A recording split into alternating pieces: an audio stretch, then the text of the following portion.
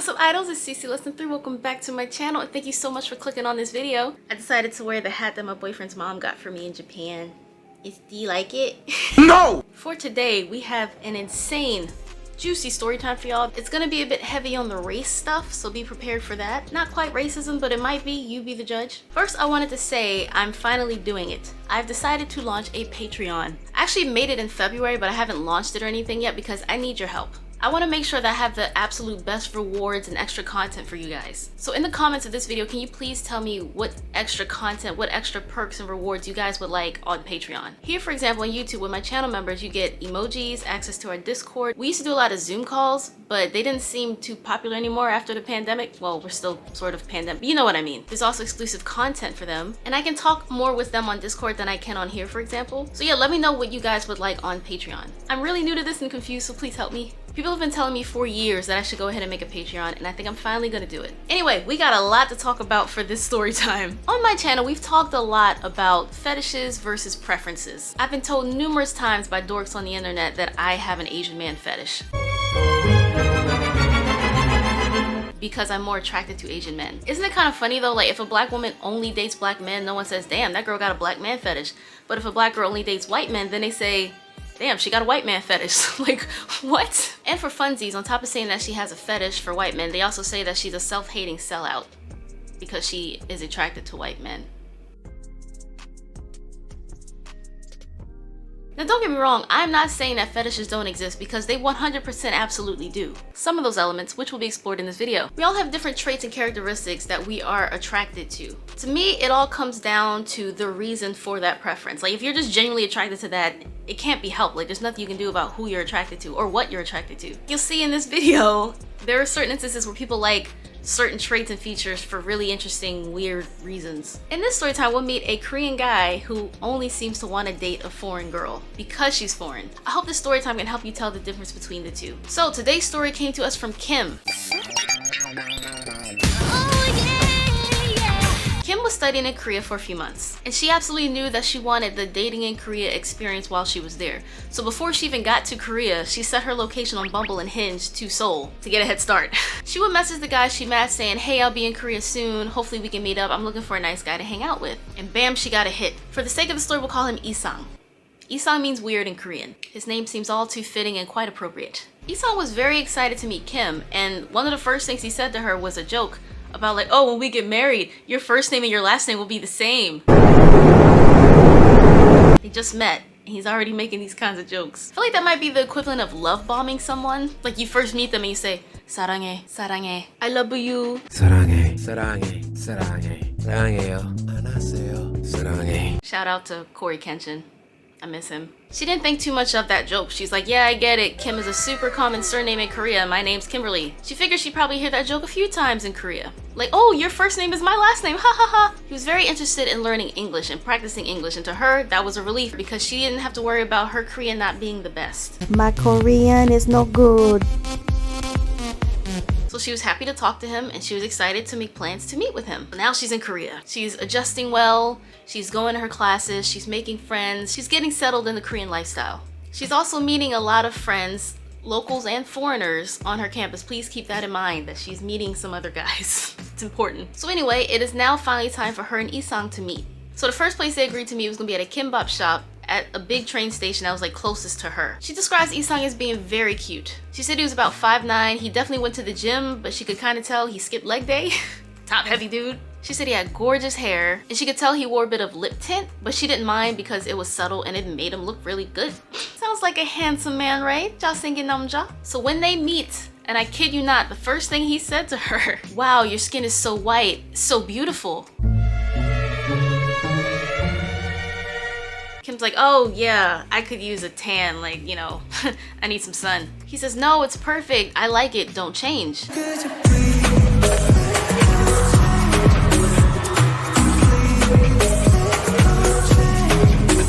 So then he asked her where her parents came from, and she didn't feel the need to elaborate more than, oh, we all come from Canada. She didn't want to give him her full 23andMe. So they sit down and eat kimbap. Now for those who, I'm sure you guys know, kimbap is kind of like a light meal. It's like a snack, kind of meant to tie you over, unless you have several. So after Kim ate, she's like, I'm still kind of hungry. Like, can we go somewhere else to get like food? and he loved the fact that she wanted to eat more. He said Korean girls aren't like that. They pretend they're not hungry when they are. They're really shy about eating. And he likes a girl with a healthy, normal appetite. And don't get me wrong, that's an awesome mindset to have, but Korean women don't feel that way for no reason. They're very conscious about their weight. And Korea is a country where like being 100 pounds or 46, 45 kg is like the goal.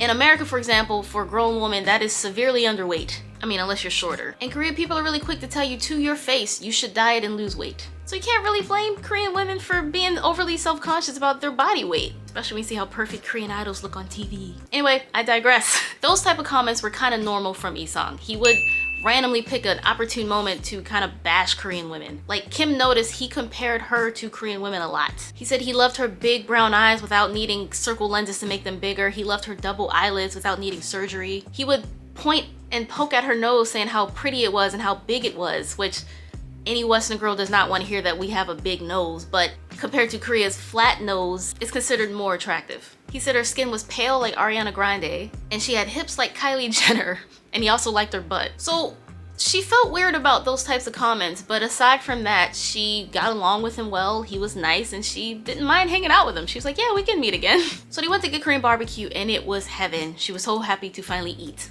Like I said, she liked hanging out with him, so when they were done their dinner, she asked him if they could meet up again and hang out soon. He said he was so happy she asked, and foreign women are so bold like that. She's like, oh really, dude? That's kind of normal back in Canada. No big deal. So over the next week or two, they talked a lot. They hung out a few times. He would always ask her questions about Canada and where she comes from. But to be fair, she asked him a lot of questions about Korea too. The difference is, when she talked about Canada, you know, she's like, you know, it's nice enough. It's a little boring. I love my family. I love where I come from, but it's exciting to see a new place. Now, when she would ask him about Korea, he would bash it. And I know a lot of y'all think that I bash Korea. There's a difference between criticizing something and straight trashing it. Here's an example. He would say Korea is so poor compared to the United States. Korea hates China, but Korea is just as bad as China. K-pop music is so boring. American pop is so much better, and he loves Justin Bieber, who's Canadian, by the way. Korean movies copy Hollywood. They're all the same and they're bad. Korean people are shallow. They're the same. They're all so like-minded. He would often tell her, you're lucky you can leave Korea. Things like that, you know? Oftentimes you criticize stuff you care about. There's a difference between criticizing and just hating something. This dude does not sound like he likes Korea at all. Let's skip to another date of theirs where the red flags were screaming in her face, but she blissfully ignored the warning signs. So they went to an aquarium together. That's a nice, cute, low-key little date. And while they were there, he started to ask Kim some really interesting questions. He asked Kim if she slept with an Asian man before and expressed concerns that he might not be able to satisfy her. Where did that come from? We're looking at fish. So she laughed to try and diffuse the awkward situation, and she just decided to flat out not answer him. And then Isang changed the topic and asked her about aquariums back in Canada. And she said, you know, they're pretty nice, but honestly, this is probably one of the nicer ones I've been to. They were at an aquarium in Lotte Tower. And then, again, out of nowhere, he asked if her parents were from Russia or Poland because the women there are so beautiful. She said, no, not that I know of. I'm half Latina.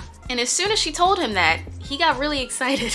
He said, whoa, that's so sexy. Does this mean you can salsa and cha-cha? You're a passionate lover, right? And then she asked him, oh, like, why do you think that? He was like, because you're Latina. What did he say? You know, like the Dunkin' Donuts slogan that like America runs on Dunkin'?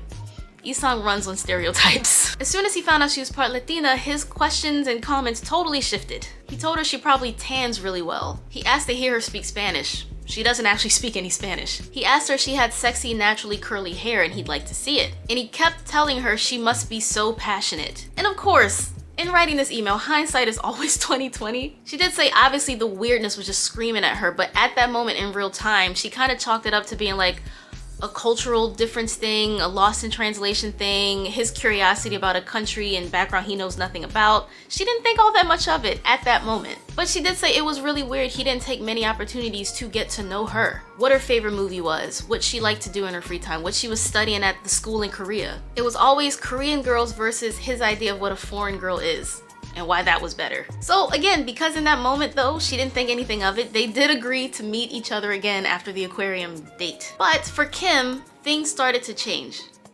You know how when you're just getting to know someone, you're just starting to date and you like them, you're in that infatuation mode, and you let a lot of stuff slide, and you ignore a lot of warning signs. I think the rose-tinted glasses started to come off as she got more interested in the Australian guy, and she started to see Isang for the weirdo that he was. Remember earlier when I mentioned that she was getting to know other people on campus, foreigners and locals alike? She met a fella from Australia that she really liked. I can't do Australian accents.